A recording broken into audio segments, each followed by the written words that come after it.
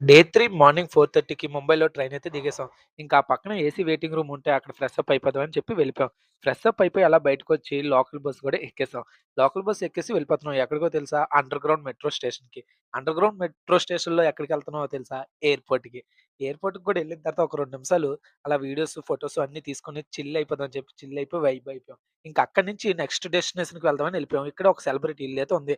అది ఎవరిదో నేను చెప్పను. మీకు తెలిసుంటే కామెంట్ చేయండి. మీకే తెలుస్తుంది ఆటోమేటిక్‌గా. ఇంక దాని అపోజిట్‌లో బండ్రా బీచ్ అనేసి ఒకటి వ్యూ పాయింట్ ఉంటే, మనం బీచ్ ఆల్రెడీ చూసిందే. ఒకసారి చూద్దాం అని చెప్పి చూసేస్తున్నాం. ఇంక అదయిపోయిన తర్వాత నెక్స్ట్ డెస్టినేషన్‌కి వెళ్దాం అని చెప్పి ఎళ్తుంటే దారిలో ఒక టన్నెల్ అయితే కనిపించింది. ఇది అరౌండ్ 3 కిలోమీటర్స్ ఉంది. బట్ ఆ లైటింగ్స్ ఇవన్నీ ఏవైతే ఉన్నాయో పిచ్చెక్కిపోయింది. నాకు చాలా బాగా నచ్చేసింది.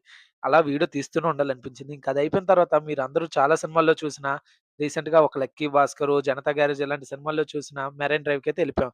మెరైన్ డ్రైవ్ దగ్గర కూడా ఓ 2 నిమిషాలు ఫోటోస్, వీడియోస్ తీసుకొని నెక్స్ట్ డెస్టినేషన్‌కైతే ఎళ్ళిపోయాం. అదే ఏంటంటే తాజ్ హోటల్. తాజ్ హోటల్‌కి అపోజిట్‌లో ఆ సీ, ఆ తాజ్ హోటలు అండ్ దాని పక్కనే అలాగే ఉన్న మన ఇండియా గేట్‌కి గూడా ఎళ్ళిపోయాం.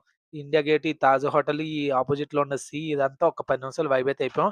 జనం అయితే మాత్రం పిచ్చగా వచ్చేసారు భయ్య. ఇసుకెత్తి ఇసుకరాలినంత జనం అంటారు చూసారా? అలా చూసాను. చాలా మంది జనం ఉన్నారు.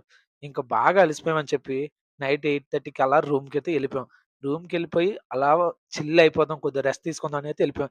బట్ మీకు తెలిసిందే కదా! మనకి వింటర్‌లో అయినా, చలికాలంలో అయినా ఏసీ మాత్రం మ్యాండేటరీ అనమాట.